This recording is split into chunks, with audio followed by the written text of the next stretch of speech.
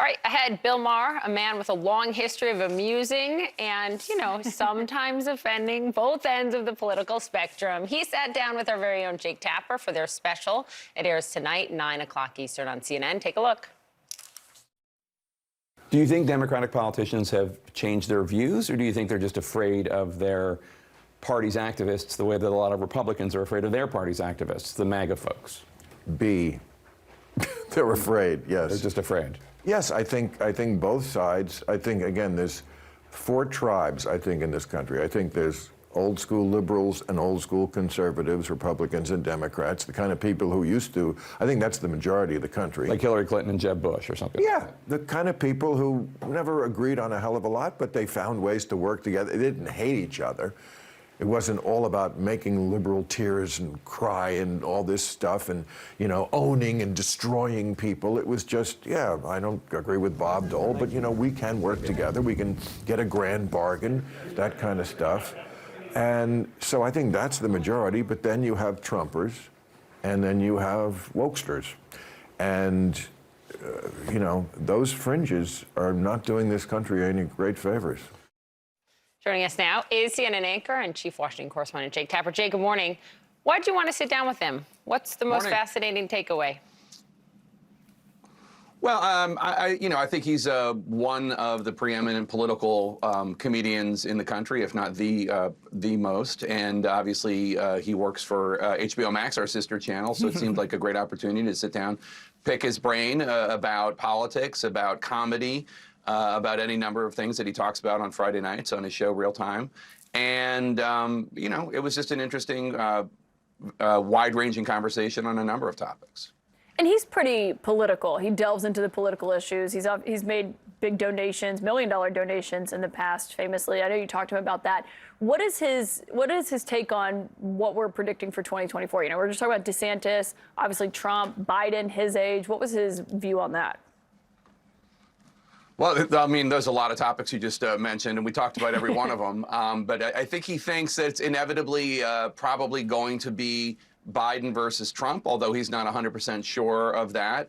He thinks Biden can defeat Trump. He thinks that the big field of Republican candidates taking on Trump in the Republican primary will likely mean that Trump wins the nomination again.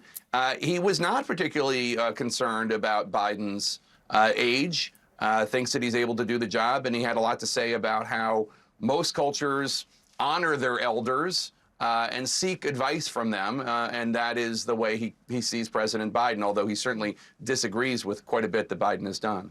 I got to ask you, Jake, for those of us who are old enough to remember, Bill Maher got canceled, right? And back in the day, politically incorrect. He got canceled by the right. And then now he speaks a lot about, that's right. About wokeism and being canceled by the left. This whole Bill Maher arc has been fascinating to watch, and especially his stances on, who's canceling and who's responsible these days. Yeah, Politically Incorrect was a show that started in the 90s. It was on Comedy Central. Then it transferred, then it went over to ABC. And it was after the Gulf War had started, the Iraq War had started, rather, and he had made a comment about whether or not people who are suicide bombers or people on planes, sending planes into buildings, whether that is cowardly as opposed to sending missiles out. He was very criticized, as happens. And the Bush White House weighed in. Ari Fleischer said people need to watch what they say. And Disney, the Disney-owned ABC, canceled him soon after that. I think he would argue that he hasn't changed. It's just that the people doing the canceling have changed. And it used to be more people on the right, and now it's just as many, if not more people, on the left. He famously predicted that Trump wouldn't leave the White House. And then, we all saw what played out. Did you guys talk about that? We did, quite a bit. I'm not sure if we have the montage ready of all those clips of him predicting that. Yeah, let's watch that. I don't see him leaving willingly. If- I don't see him leaving under any condition, including people knocking on the door with guns. But he'd be Scarface. I don't think he would even leave if he lost an election in 2020. People have been saying I'm an alarmist and I'm crazy because I keep saying he's not going to leave even if he loses. And I will bet you $1 million right now that if you lose the 2020 election, I'm right and you won't leave. I've been saying for a number of years that if Trump loses the election, he's not going to leave. I cannot picture that man gracefully conceding and walking away. Interesting. One of those comments was to Steve Bannon. If you saw there, he was saying that to Steve Bannon. Yeah, I said, how, you know, what made you predict that? And he said, have you been watching Donald Trump? I mean, like he's a guy who doesn't acknowledge ever losing, he never concedes defeat, he never concedes mistake. It was eminently predictable. He didn't think it was difficult to see that coming at all. It's going to be shocking to some people on a different level. I don't know if you remember this, Jake. I'm sure you do. And I predicted that. I said Donald Trump will probably win the election in 2016.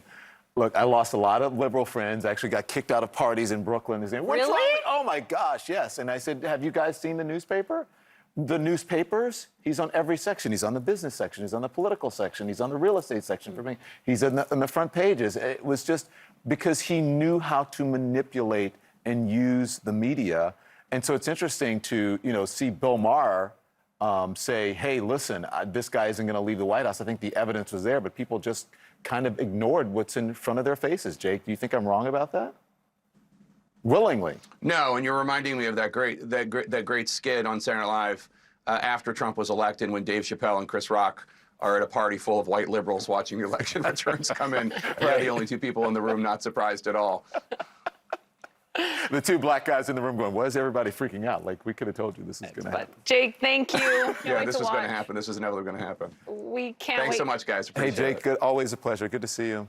You're going to watch Jake with Bill Maher one-on-one tonight, 9 p.m. Eastern, right here on CNN. You can also, of course, you'll see Jake at 4 p.m. Eastern as he hosts The Lead with Jake Tapper.